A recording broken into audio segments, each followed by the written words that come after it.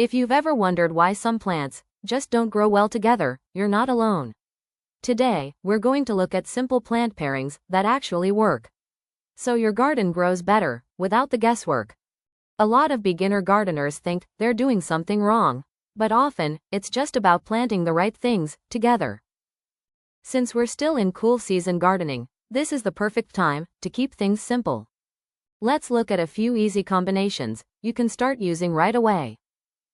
Lettuce and carrots are a great pair, and this one surprises a lot of beginners. Lettuce grows quickly and shades the soil. Carrots grow deeper without competing for space. This is one of the easiest pairings to start with. Spinach and radishes work really well together. Radishes grow quickly and help loosen the soil. This gives spinach a better start. You don't have to overthink this one. Kale and onions are a helpful combination. Onions can help discourage pests. This can make a big difference, especially if you've struggled before. This gives spinach a better start. You don't have to overthink this one.